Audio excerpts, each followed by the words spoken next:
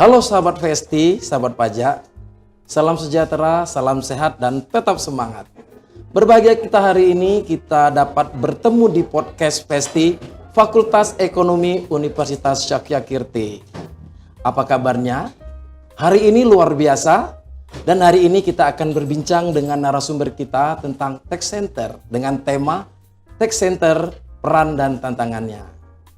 Hari ini juga luar biasa sekali karena hari ini kita akan melaksanakan 3 kegiatan besar yang menurut kami sangat hebat dan luar biasa. Pertama yaitu peresmian Tech Center, kemudian nanti akan ada kegiatan penandatanganan MOU antara Rektor Universitas Sakyakirti Palembang dengan Ibu Kanwil dari Direktorat Jenderal Pajak Sumatera Selatan dan Kepulauan Bangka Belitung. Oke, sebelum kita mengikuti acara podcast kita pagi hari ini, marilah kita lihat video yang akan lewat ini.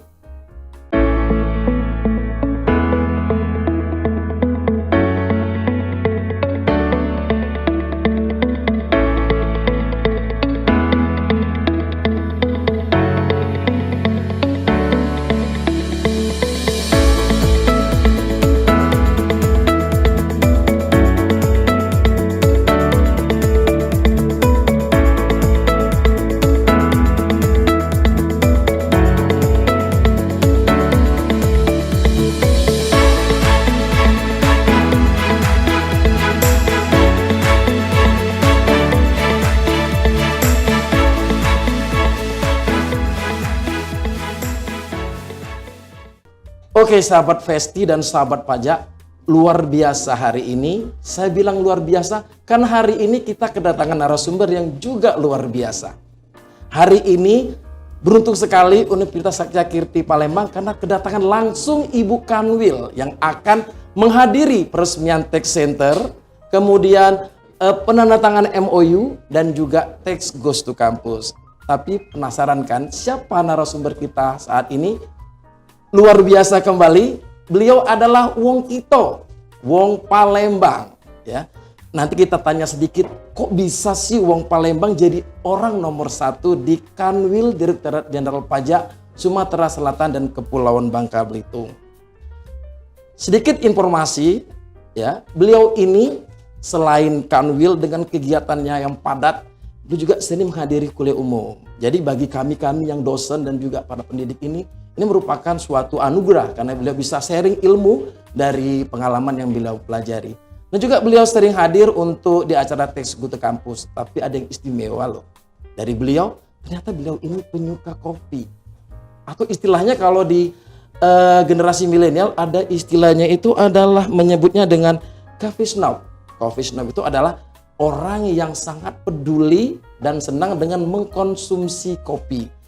Baik kopi luar maupun kopi dalam negeri. Tapi biasanya coffee snob ini adalah mereka peduli dengan kopi lokal. Ya. Langsung saja pasti penasaran kan dengan narasumber kita pada hari ini.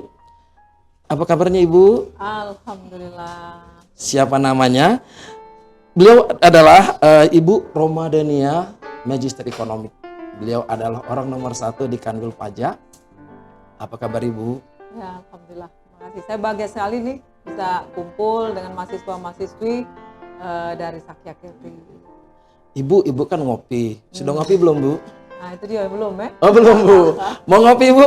Wah pasti. Oke, ya. kita sudah ada di kopi ya Bu. Ya, Oke, mungkin dari baristanya boleh Bapak kita pesan 1 kopi? Sambil nyantai-nyantai aja Bu. Iya gimana Bu? Booster saya. Oh booster ya Bu? Ya mood booster. Jadi kalau pagi-pagi kalau udah kate kopi, nah belum bergerak rasanya badannya. Kelihatan ya Wong Palembangnya. Makasih ya. Terima kasih ya adik-adik. Oke Bu, tadi menjawab satu pertanyaan, kok bisa sih orang Palembang jadi orang nomor 1 di Kanwil Pajak? Pasti ini bukan hal yang mudah ya Bu, pasti penuh perjuangan. Dan bisa kembali ke Palembang itu saya yakin itu perjuangan yang sangat sulit. Bisa sharingnya Bu, kami persilakan. Ya, memang sebetulnya saya dari kecil dilahirkan dan dibesarkan di Sumatera Selatan, khususnya Palembang. Ya, ini kita jujur aja, saya sebelumnya ini kan background saya teknik pertambangan Unsri. Iya. Ini kan jauh sekali dari yang namanya ekonomi, akuntansi, apalagi akuntansi pajak.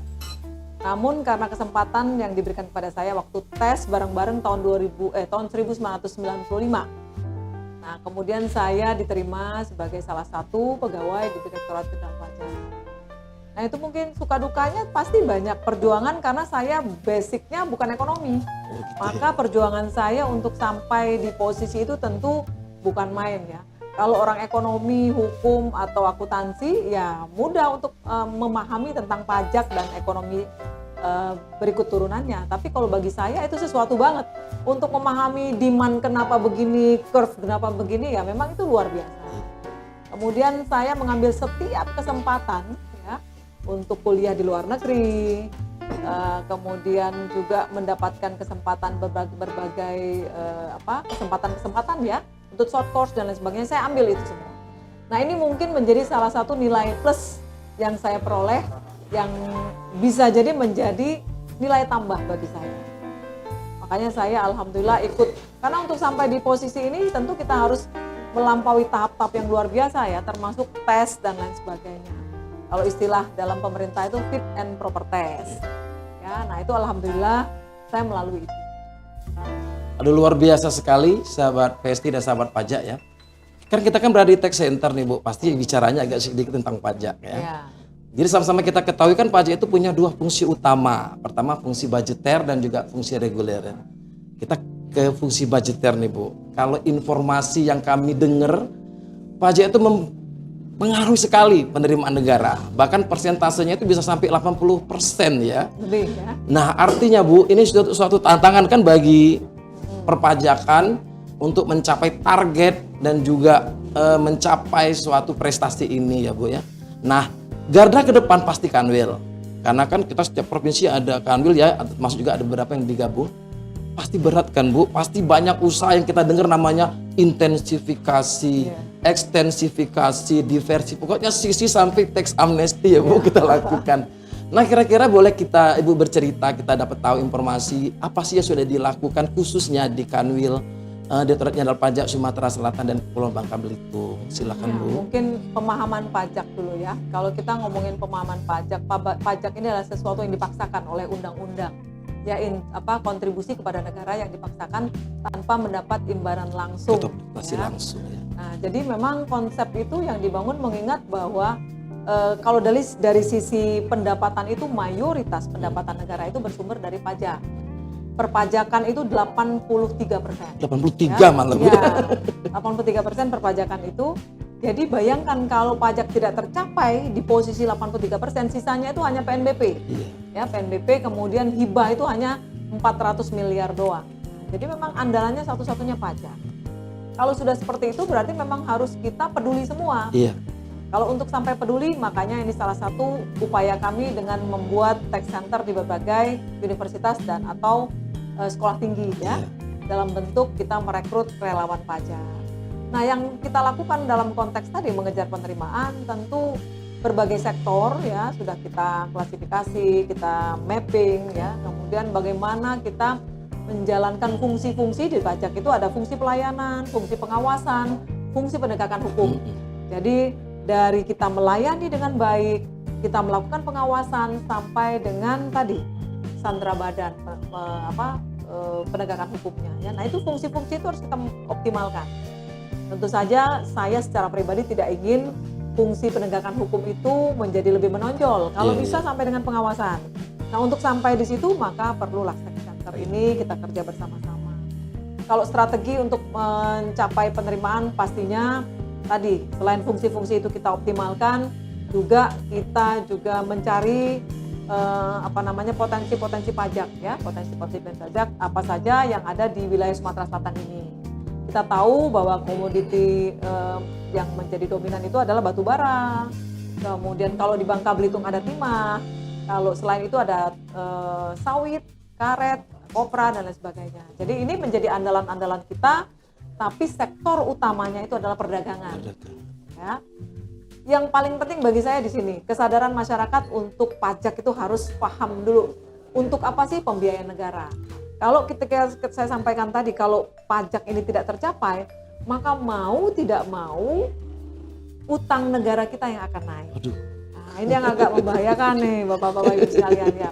anak-anakku sekalian harus sadar betul, makanya ini salah satu upaya kami mendekatkan diri kepada masyarakat, khususnya kalau yang paling didengarkan itu kan mahasiswa. Betul. Nah, kalau kita ngomong mahasiswa-mahasiswi lebih didengarkan, maka inilah jalan kami untuk mendekatkan kepada para mahasiswa-mahasiswi dalam rangka memberikan sosialisasi dan edukasi terkait dengan perpajakan itu sendiri. Duh, keren sekali Bu. Bisa kasih aplaus. Jadi Bu, saya tidak ada cuman intensifikasi, ekstensifikasi, ada satu nilai edukasi ya Bu. Dan bentuk perwujudannya sudah membumi ini adalah tech center. Yes. Ya. Jadi kira-kira Bu kalau boleh tahu harapan terbesar dengan tech center ini apa? Dan mungkin Bu boleh juga, kita ini kan Universitas Sekirti kan baru diresmikan nih. Harapannya juga untuk Sekirti sebagai salah satu tech center yang ada di wilayah Sumatera Selatan ini apa gitu. Oke, nah ini yang poin penting nih ya. Kalau kita bicara tech center Mas ya, bahwa ada manfaat kedua belah pihak ya, mutual simbiosis namanya. Dari sisi pajak pastinya harapan kami kepatuhan secara sukarela dan berkesinambungan itu akan meningkat terus di Sumatera Selatan ini melalui tech center ini. Kemudian setelah itu pasti dampak positifnya penerimaan kita tercapai. Kalau penerimaan tercapai, karena pajak pusat ini akan disumbangkan juga kepada daerah, ya, maka saya yakin daerah Sumatera Selatan akan maju. Karena terkait dengan dana bagi hasilnya meningkat, dana alokasi umum, dana alokasi khusus. Jadi dampaknya luar biasa, banyak sekali. Karena kalau kita bicara PAD, pendapatan asli daerah itu mungkin hanya berkisar 3 bulan selesai. Tapi kalau dengan pajak pusat tercapai, maka saya yakin kalau sekarang ini pembangunan di Sumatera Selatan ya, kita lihat seperti tol dan lain sebagainya, itu kalau sumbangsi dari kekuatan Sumatera Selatan sendiri ya nggak mungkin, karena itu butuh puluhan triliun. Nah, di kami target itu ditetapkan 20,4 triliun. Ya, bayanglah kalau dibelikan ini misalnya teh, kopi, wah banjir ya gitu Sumatera Selatan. Jadi begitu besarnya peran pajak pusat itu bagi kemakmuran di Sumatera Selatan. Nah, harapan kami untuk yang tech center pastinya ada anak-anak mahasiswa-mahasiswi ini kelak mendapatkan ilmu yang paham betul tentang perpajakan. Sehingga kami harapkan perpanjangan tangan atau mitra kami dalam memberikan edukasi, sosialisasi terkait dengan peraturan-peraturan perpajakan. Dan tentu saja ini berdampak juga positif bagi teman-teman atau anak-anak kita di mahasiswa-mahasiswi ini.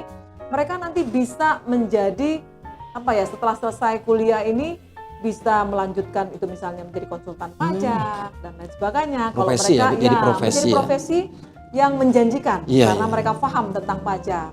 Mengingat kita memang masih kekurangan sekali untuk konsultan pajak.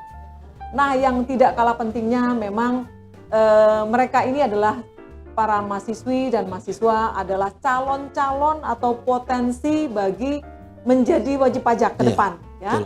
Jadi potential taxpayer. Nah, harapan kami dengan mereka paham dengan pajak, begitu mudahnya nanti ke depan orang sadar tentang pajak dan mau melaksanakan pemenuhan kewajiban perpajakannya. Itu. Aduh, luar biasa sekali ya tech center ini Bu. Berarti perannya juga. Tapi sedikit ada mengganggu nih Bu. Mungkin juga apa menjadi tantangan dari tech center. Kan agak ada rumor di masyarakat itu kalau dengar pajak itu udah. Iya, betul. Aduh, pajak mau ini jangan-jangan enggak. Jadi ada rumor bahwa pajak itu sulit. Pajak itu ujung-ujungnya duit. Pajak itu ujung-ujungnya nanti kena denda. Apa Bu kiat-kiat dari khususnya dari Kanwil Direktorat Jenderal Pajak Sumatera Selatan dan Kelembagaan Belitung untuk mengatasi hal tersebut? Atau juga mungkin ada menjadi tantangan juga bagi tech center dia sebagai perpanjangan nanti dari Kanwil. Bisa diinformasikan Bu? Terima kasih. Kami juga sadar betul bahwa pajak ini sepanjang ada pajak ini kan selalu menjadi momok yang menakutkan bagi masyarakat.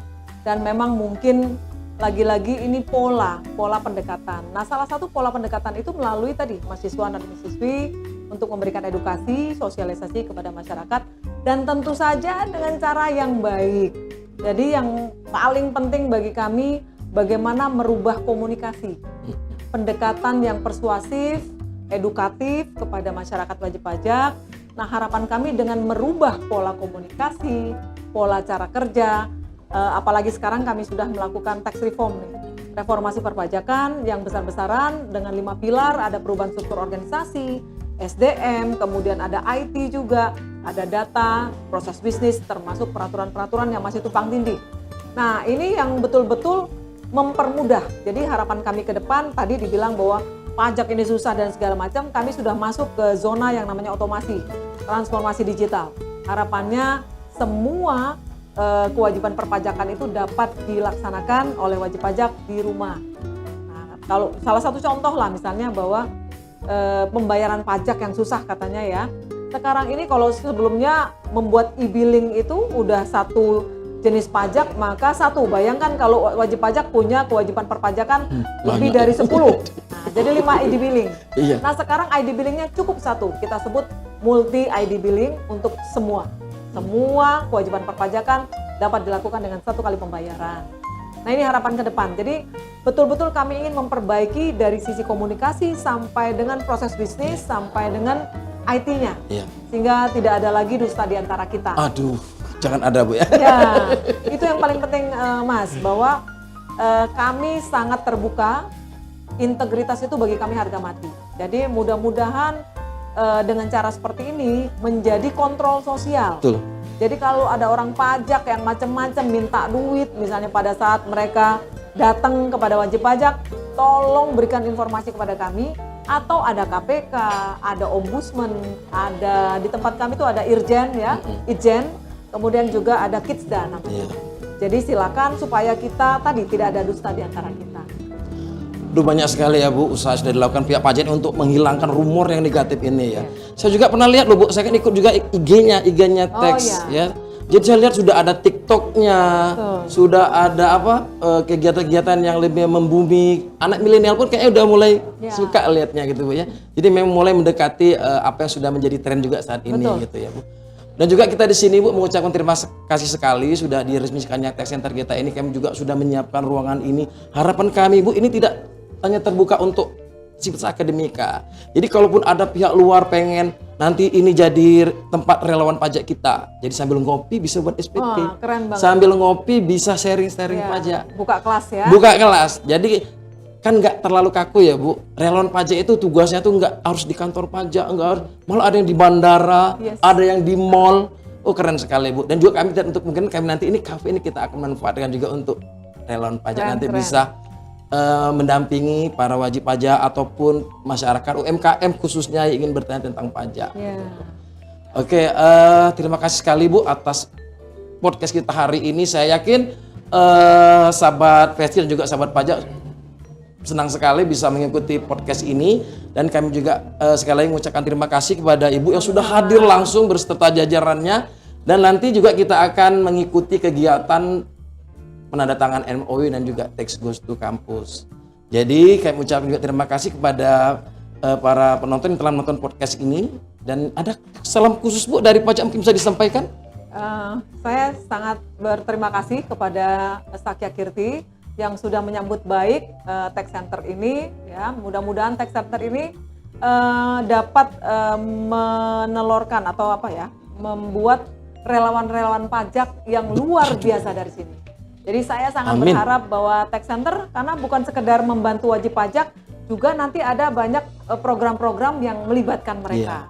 Jadi sekali lagi terima kasih, dan saya yakin Sakya Kirti dengan adanya Tax Center ini akan jauh lebih maju dan lebih berjaya. Gitu ya. Oke, makasih Bu atas kehadirannya. Oke sahabat Festi dan sahabat pajak, cukup mungkin kita podcast kita hari ini. Tetap salam sejahtera, tetap salam sehat, salam semangat. Karena Ibu kita mau ngopi. Tadi kopinya sudah dipesan.